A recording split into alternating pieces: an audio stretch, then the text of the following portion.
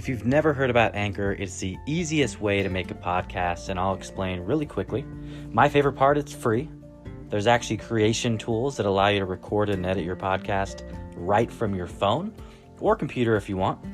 It will actually distribute your podcast so it can be heard on Spotify, Apple, and many more, and you can actually make money from it without any minimum numbers of listeners, and it's everything that you need to actually make a podcast in one place. So do this, download the free Anchor app or go to anchor.fm to get started.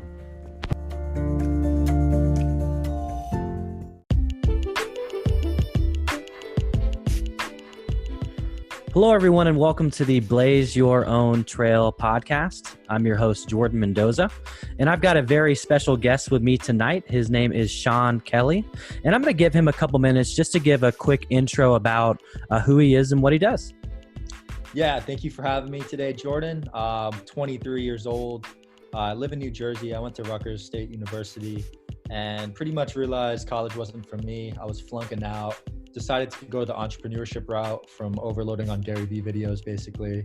And then a company called Jersey Champs, and we basically made custom jerseys, sports jerseys, and we were able to somehow just make jerseys for rappers and celebrities slowly but surely, working our way up. And now we've even made jerseys for the president and for really big people. So it's been amazing to just grow, and I'm really excited to be on here tonight. Awesome, man. Well, I appreciate that intro. So let's rewind a little bit. So did you grow up in New Jersey? Is that where you were born and raised? Yeah, born and raised in Central New Jersey. Okay, very good. So what kind of kid were you? Were you the type of kid that was, super curious all the time? Were you more into sports? Were you into games? Like what type of childhood did you have? So yeah, I went through a ton of phases. As a kid, I was like elementary school, I was outdoor a lot, really energetic. Then I went through like a sort of a nerdy phase where I was a computer gamer. And that's where I started getting into selling too, because I was like a merchant on the games I played. And I used to use sites like Swagbucks and all those weird sites. And then in high school, kind of evolved from that into like an introvert, pretty heavily introverted, and yeah, just was a cross-country track runner, and then didn't really get into any major business until freshman year of college, which is when I started Jersey Champs. Okay. All right. So you make it through high school, you're a freshman in college. And so where did this, and this would be really good context for the audience, because, for the folks that listen to the episode and they check out, the platforms that you're on, they're going to see, how large you've been able to grow this brand. So when did this all come to fruition? Were you kind of just sitting in your dorm? Were you sitting in your apartment and one day you're like, you know what, I want to make an impact on the Jersey market. I'm very curious to see, where Jersey Champs was officially born. Yeah, so I think I loved sports my whole life. So I definitely wore jerseys my whole life. I was always really skinny though, so I didn't really wear the basketball ones that much. But, the soccer and the baseball ones I definitely wore, and football. But it really came to me near the end of freshman year. I did, my fair share of going out and tailgating and stuff. And I realized like a lot of people wore jerseys at these events, at these parties, huge demographic in the young sports fan base of jersey lovers. So I was near, I think, the second to last month of college when I had the first idea for a jersey, and it just came to me literally lying down in my bed.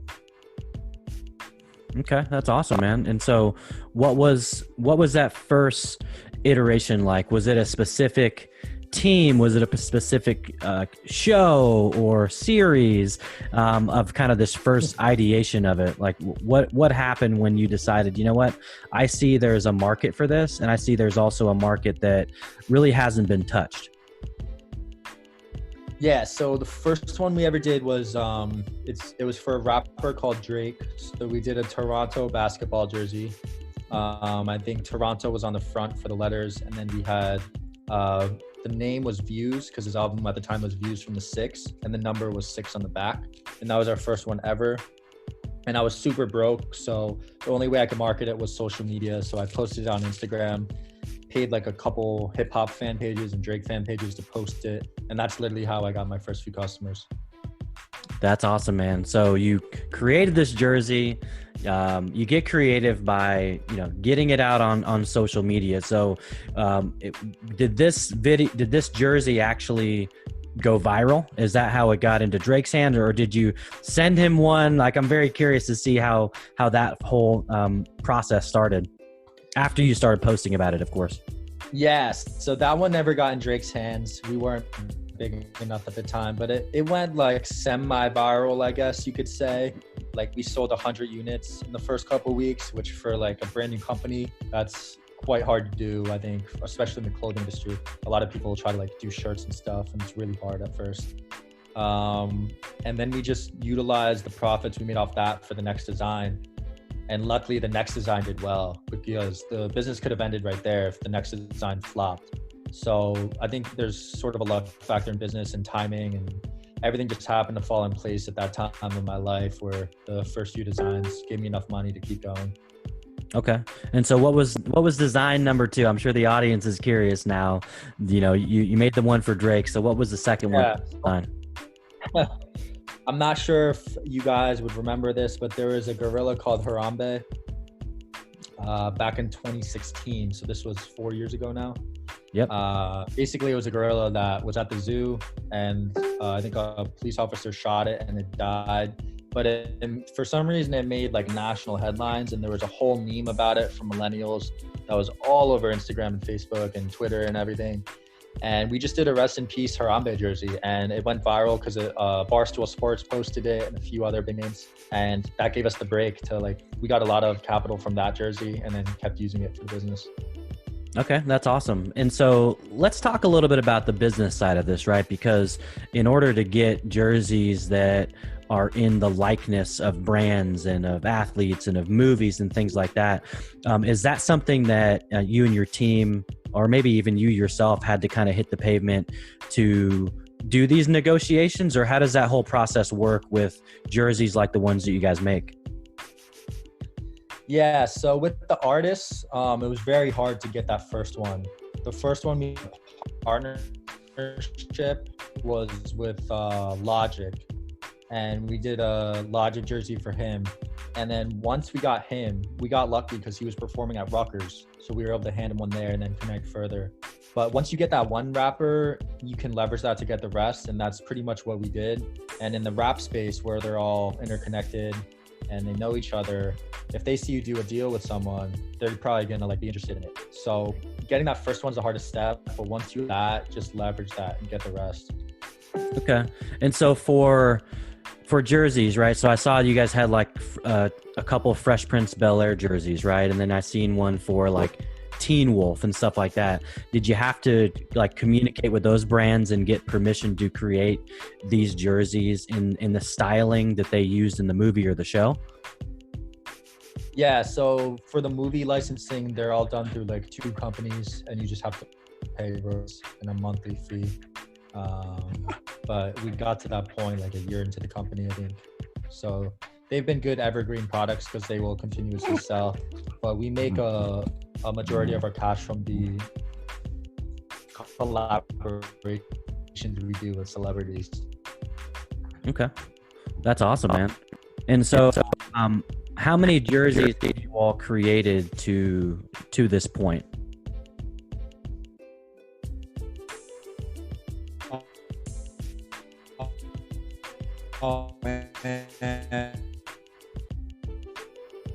And so honestly, probably thousands, but not all of them will make it on the website. We post signs like good spending Facebook ads or paid ads to every single design and figure out which ones sell, because I think a lot of money product testing. So we can product test for free because we have that large following on Instagram. That and Instagram following is a very, very good asset to any business.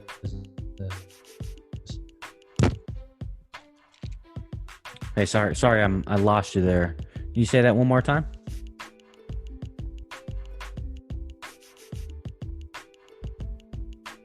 Hey, are you there? Yeah. I can hear you now. I just said it went kind of robot-y. I lost you there for a second. Where did it cut off? I heard you had said about you have about 1,000 designs, but some of them may not make it to the site. But your Instagram following has allowed you, building that base up has allowed you some leverage to be testing. Yeah, so I believe that one of your most powerful assets brands is your social media following, because you can test products without spending money, and a lot of people waste money testing products. So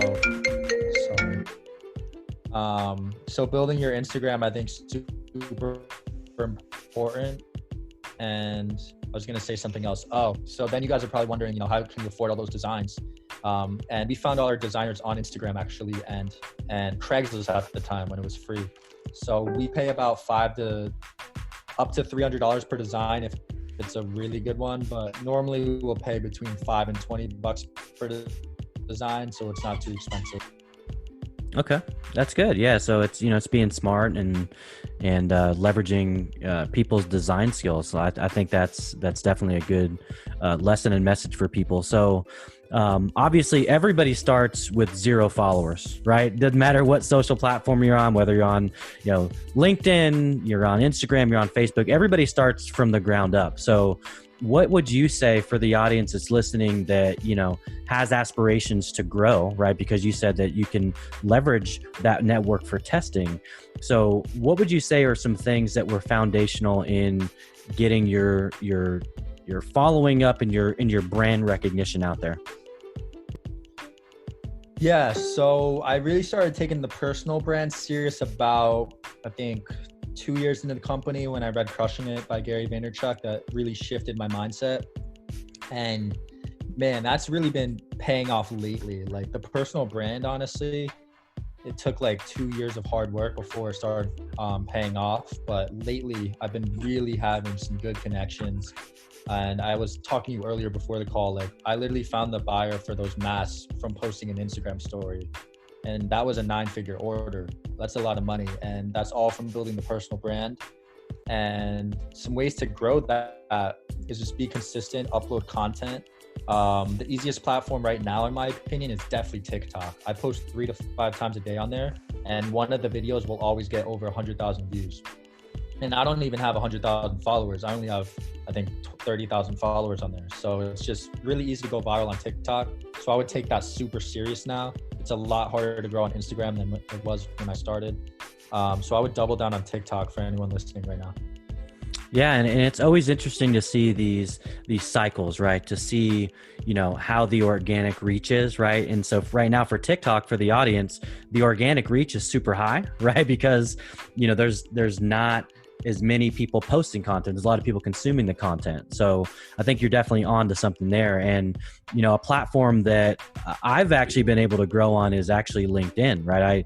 I started, I think, in last April with 7,000 followers, and I'm up to 37,000 in about 10 months. And again, it's all the same things that you're saying. It's about, for one, being consistent, right? If you're creating one piece of content, you're doing yourself no good. You got to create several pieces a day. And when you have platforms like LinkedIn and TikTok, it's very hard to saturate them, right? Because there's not enough content creators. So I definitely applaud you for taking advantage of it. I've been starting to create content on TikTok. I haven't had anything go viral yet, but it's all about testing, right? It's still really early in that app. And so what would you say to the audience about, testing to see what's working when it comes to social? Yeah, so I'm pretty new to it still, so I don't want to act like an expert, but I post 3 to 5 times a day, and it's basically viral videos that I find either on TikTok or Instagram. I'll save them and then repurpose them. And I haven't done any yet of me talking in them. Those are probably harder, which is what you're trying to do. Yep. But I've talked to a few. The cool thing about TikTok is the people that are blowing up on there are all really accessible to chat with, because it's their first time, a lot of them having clout. So I'll just message them on Instagram and just ask for advice. A lot of them say hashtags don't even matter on that platform, which is interesting. So their algorithm's just really smart, and it's showing people content that is just viral without any hashtag capability. That is interesting because, the one thing that I've noticed about TikTok is there's some hashtags that have billions of followers, right? And like, you've seen the big one, like For You page, FYP. A lot of people use those. And I thought because they used them, they were furthering their reach. But what you're saying is super interesting, that you can post content without it and you can still have your content found pretty easily. Yeah, I'm not sure how exactly their algorithm works, but videos with 0 hashtag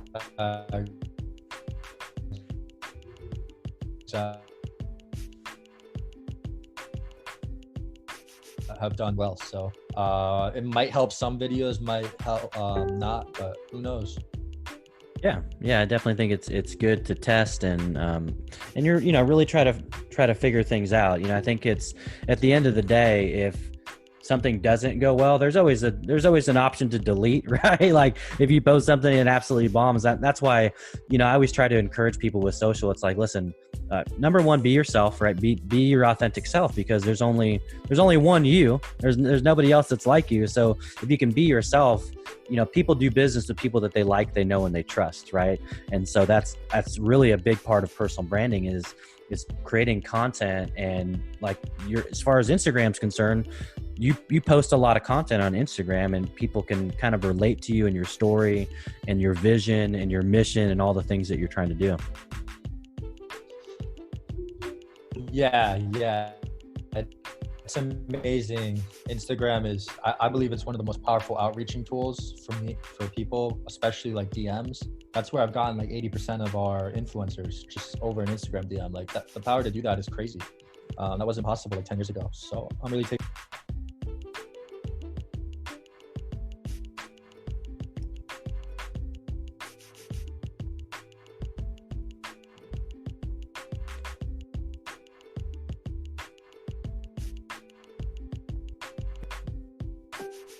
Can you hear me?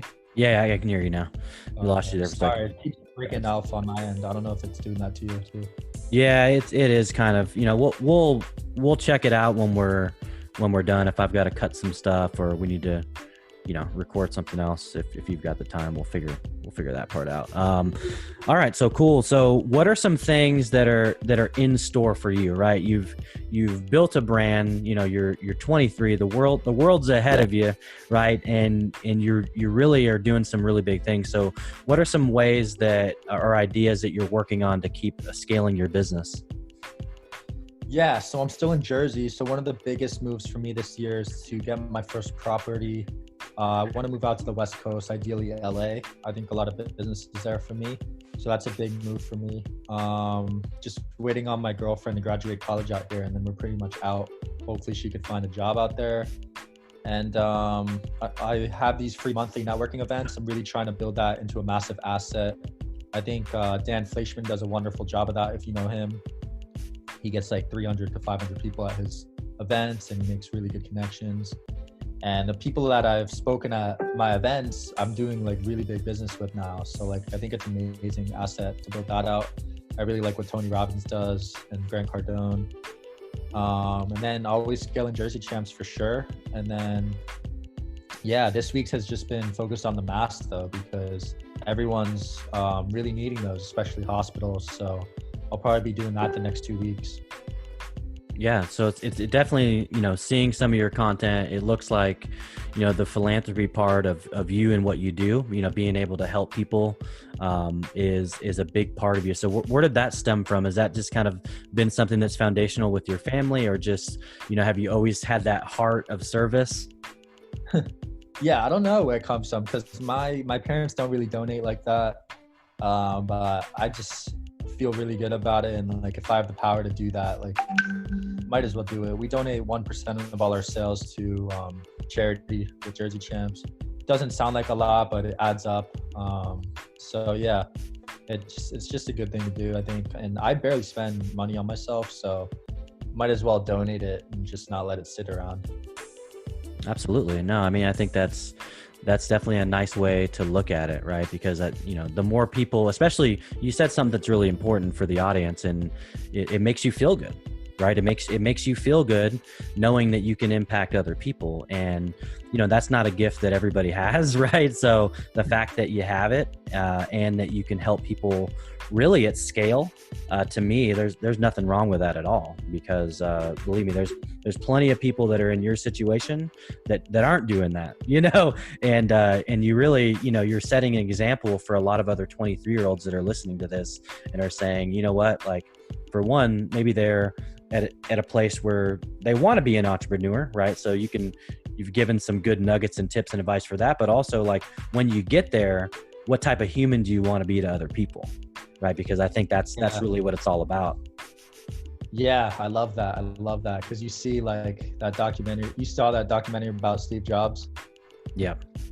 Yeah, he was so successful financially, but mentally he was a mess and didn't have many friends. I don't want that, No. And, a lot of guys, like, I had Dave Meltzer on the show, and, that guy does such an amazing thing with the community, and his goal is to be of service to 1 billion people. What an awesome mission to try to achieve.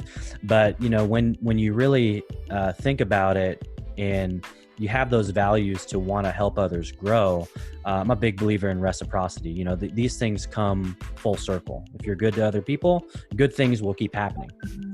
Yep. Yeah, definitely believe in karma 100%. And so you read Gary Vee's book. He's a guy that, I definitely look up to him. I used a lot of his info to start creating content on LinkedIn at scale. And you've been doing the same thing on Instagram. So what are some of the biggest takeaways from him over the past couple years that have really been influential in your business? I think his content strategy that he published is just gold. Just repurposing the same content on all platforms. That's something I still need to do, but I think that's genius. Obviously the work ethic, and man, he's just so motivational. It's like, he doesn't teach you like tactical things that you can like implement like with Facebook ads or anything, but he just teaches you like mindset and like habits and stuff. Sorry. But yeah, just like little stuff here and there. And then the people that work for him, I'm all like working with now, and those guys are just amazing, like D-Rock and Tyler and all them stuff. Yeah, he's definitely, the one thing I respect a lot about him is, in like the weekly V that he's rolling out now, kind of getting to see the behind the scenes and, hear from his team about his character. Like that stuff to me is everything, right? Because you can be a big entrepreneur and make a lot of money, but if you're not treating your people right, like people aren't going to stick around. So I think it's super important. He talks a lot about EQ and how important it is, to be self-aware of how you're feeling and managing your emotions. Like all of those things are super huge. And it's so cool to see these intimate conversations he has with his team. And you can tell that he is 1,000% dialed in to each person that's in front of him. Yeah, he gives everyone his full attention. And so, how large is your team? Are you still doing a lot of stuff on your own, or do you started to grow a larger team at this point? Yeah, so honestly, super slim, just one full-timer and then a bunch of freelancers. I'm not at that level yet where I'm just managing tons of people. I think I'll get there one day. But step by step for me, I'm pretty particular with who I bring on. Okay. No, that definitely makes sense. And, having it smaller, it definitely enables you to have your eyeballs on everything, right? And as a business owner, as an entrepreneur, it's important that you know what's going on, and to only have one full-time person, I think that definitely gives you a lot of leverage. Yeah. And so what kind of partnerships have you been thinking about lately? Is there any particular like brands or maybe nostalgic TV shows or movies that you're thinking, you know what, this might be a good seller, like this brand or this show might be a jersey that does well? Yeah, we're trying to do one for the coronavirus, something funny like a meme. We're trying to maybe like coronavirus and chill or something. Something silly like that, just to lighten the mood. But we're always on top of trends. The next election coming up, we're definitely going to do jerseys for both parties. We did that in 2016, and then the Trump one ended up, taking off. The Hillary and Sanders ones we had to cut because they weren't really selling at all. So we're always playing both sides. We're just capitalizing off what we can, and we got a lot of heat for that, but we literally sold both parties. So yeah, it did good, Well, I think anytime you do something around politics, you're gonna get some type of heat, right? Because not everyone's gonna be but you did it the right way. I think you did one for each party. So, but still, politics is always a touchy topic for a lot of people. Oh yeah, I was getting like F-bombs in my DMs like every day at one point. So yeah, it's been crazy. That's definitely something that I'm sure isn't fun dealing with, right? Having your inbox just kind of put up and under filter. We had a video of Trump holding it up and stuff. I ended up just taking that off my feed because it was causing too much stuff. And so what do you do with things like that? I think this would be a good lesson to kind of hear, how you deal with this at scale, right? Because for someone that's built up the type of brand that you have, not just for your personal brand, but for the actual company's brand on Instagram, I'm sure you guys are getting a ton of DMs, right? So what is your strategy on filtering through and really kind of making the decisions on who you're going to communicate with, versus like all the Bitcoin salesmen that I think everybody gets, so what is your strategy to deal with those messages? Yeah. So, customer service is really important. You see how serious Amazon takes it. So for that, I have an agency that does the Jersey Champs ones. And then for my personal DM, I still answer everything myself. It only recently got to the point where it's been hard. Like probably about a month ago it started, where now I'm dedicating a few hours a day. So maybe I have to outsource it, but I really like the personal touch. And there's a lot of business in the DMs, man. Like it's crazy how undervalued it is. Like I was saying earlier, like it's unreal, like who you could get in touch with if you do it right. So I sort of just filter it out. Your Instagram is your resume these days. So I'll pretty much check out their profile, see what mutuals we have, and from there I'll already know if it's like worth pursuing, because if I have some mutuals with them, I know they're like serious. Yeah. So your networking event was interesting because you actually sent me a DM and it said, "Hey, we've got this networking event popping down in Orlando in early April." Now I'm assuming that event has probably since been canceled with COVID-19. Is that correct? So that one is not happening, right? And so you sent me that, and I was like, at first I was like, who is Sean Kelly? Who's this sending me this message? And of course I look and I'm like, holy cow, like where'd this guy find me? And so I was really curious about, how you decided to reach out to the people that you reached out to. Yeah, people don't believe it's me, but it's actually me. I'm manually doing that. I'm usually using hashtags. So you either had a hashtag or you went to an event, a networking event, or you follow a page that I was targeting. So I don't know which of the three it was exactly. Okay. But you fell into one of those and then I messaged you. And I do that every day. I try to message 10 to 30 people for my events. And, I usually close 5 of them. And for people throwing events, that's pretty good. If you get 5 people a day from DMs, that's all free. You don't have to spend money on it. So yeah, just grind. And it's one of the assets you have when you're broke is the DMs.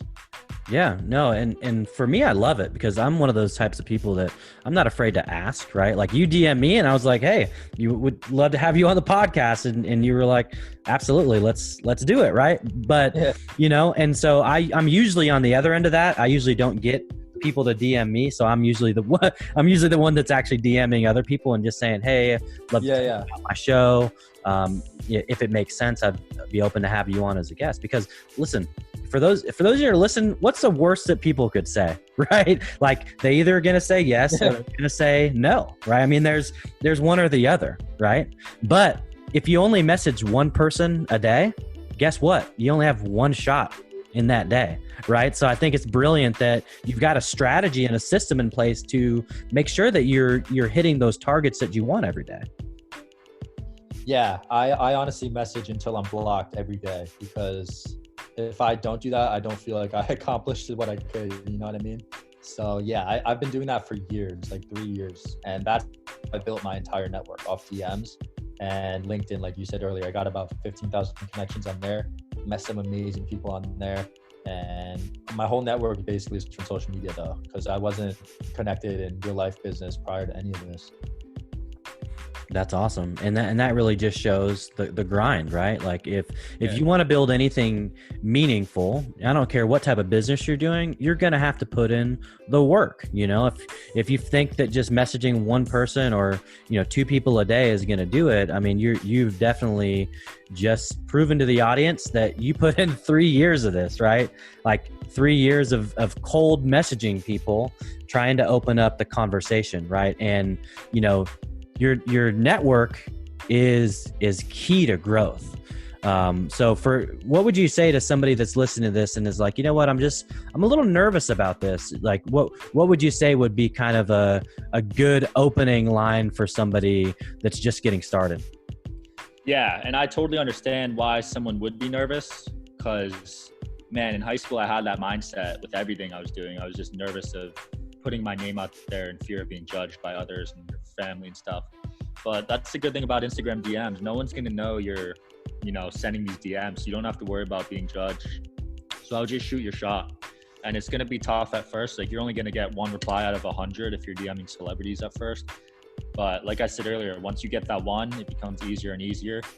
And now, like people probably think everyone replies to me, but that's definitely not the case. Like probably only like 5 out of 10, which is definitely better than 1 out of 100. But you got to work your way up to the level where more people reply, and you got to do that by building a personal brand. That's exactly it, my friend. So one thing I'm curious about, and the audience may be curious about this. So how does the verified work on Instagram? Is this something that you have to apply for, or do you hit like a certain, you know, arbitrary number that they feel you have proven to have this brand established? Or do you have to, you know, so how does that whole process work for people that are curious? Yeah. Because, you know, from a number standpoint, like I've seen some people and they don't really have that big of a following, but they're verified, right? So I'm just curious on how that whole process worked and how it worked really for you, for your situation. Yeah, so there's no arbitrary number actually. Basically, you can apply on the app, or you can have someone submit you through a media panel, which usually you have to be signed to like a music label, or you have to be an athlete or something. Your agent can get that taken care of. But basically, you just need to be mentioned in online publications, be on some podcasts, and just show up on Google. And if they consider you like a public figure, they'll get it done. Okay. So for you, did you fill anything out, or it just happened organically? Yeah, I just did it on the app. You can apply under settings, I believe. Okay, so you just apply for that. And did you have to do the same thing? Is that the same thing for a business page versus a personal page? Yeah, same exact thing, but for business page, they'll require an LLC. And for me, it just was lucky because the whole Trump thing made the news everywhere. And I applied the next day and got it. So it was top of mind, right? Top of mind. Yeah. They're like, wait a minute, I've seen this jersey somewhere, and this is the guy. So let's go ahead and get him that check. So that's definitely very cool. Appreciate you sharing that. What is Sean like outside of business? So what type of things are you into? Are you still into gaming a little bit? Are you playing any sports? What type of things? Well, now everybody's kind of stuck at home, right, with COVID-19. But like, if it wasn't today and this time, what kind of things do you enjoy doing? Yeah, so I have a really addictive personality, which is super dangerous if used in the wrong way. So with gaming, man, when I used to game, it was like 15 hours a day and I wouldn't eat. That's why I was so skinny. So I had to pretty much stop gaming, because if I got back into it right now, I'd just literally play all day. But I love basketball a lot, and I'm pretty competitive, so I'll do that at the gym. But I just actually suspended my membership due to the coronavirus, so I won't be doing that for the next month. So I got to find a new hobby. But I meal prep on Sundays. I kind of like doing that. And I have a dog, which I love. And yeah, I walk him like 3 times a day and take him to the park. But other than that, I like movies and shows. Pretty normal. Okay. Very good. So who's your favorite basketball player? You love basketball, so do you have a favorite team? Do you have a favorite player? I used to like the Nets when they were in New Jersey, when they had Jason Kidd and Vince Carter in their prime. Now I don't really have a team. I just like LeBron a lot. Yeah, it's probably my favorite player right now. Okay. Awesome, man. And so what type of music are you into? Are you into all kinds of different music? I know you grew up in Jersey, so there's definitely some artists that are from that area. I don't know if you have some favorites that are local, or if you're just kind of an all-around music lover in general. Yeah, it's pretty weird. I got a wide range. I'll go from hardcore rap all the way to classical, depending on what I'm doing. Soft rock, alternative rock. My dad showed me a bunch of music from his days, and I like that stuff. He's like 56. But yeah, I like a lot of music, especially classical when I'm working. That's awesome. And so what is, just for the audience that's listening and they want to know, what it takes to run a business. So what does a typical day in your life look like? Oh, so it's going to change dramatically from when you're starting to where I'm at now. Because now for Jersey Champs, it's almost all automated, and I'm only working 5 to 10 hours a week on that. But the first year, you're going to have to figure everything out because you're doing everything yourself, the customer service, making the website and all that stuff. But now I just wake up, usually do emails, walk my dog. I'll try to go to the gym. And throughout the day, it's just different stuff that I have to do, whether it's Jersey Champs or for the events or doing something else, podcasts and such. But every day is different. That's why I really like what I do, because it's not like the same thing every day. Every day is a new adventure. So I think that's the best part about entrepreneurship. Yeah, and I think what you said right in the beginning is super important for the audience to know that, when you first started, it looked a lot different than where you are today, right? You had to blaze your own trail, right? Name of the show. You had to blaze that trail in order to get to putting in 5 to 10 hours a week, right? And now you get to reap those benefits and do your workouts, hang out with your dog, and then things like this, right? Podcasting. So I think that's a really cool to be able to go through this journey over the last handful of years to get to where you are. Yeah, your hard work will eventually pay off. That's what I was telling myself when I was working like 15-hour days the first year straight. And it really is true, because now I'm experiencing it. And all the hard work I did in the past is paying off now because of the social proof and who's wearing our jerseys and stuff. Is there someone that you've been trying to get, to wear your jerseys, and you haven't been able? You don't have to say their name if you don't want to, for privacy's sake. But is there someone that you've really been trying to get, you really want, and you just for whatever reason haven't been able to close them? I mean, there's always someone, because I want everyone in my jerseys, and almost every guy in the US wears jerseys or has at one point. So I'm always down, Okay. Awesome, man. Well, hey, man, this has been really cool getting to hear about your journey.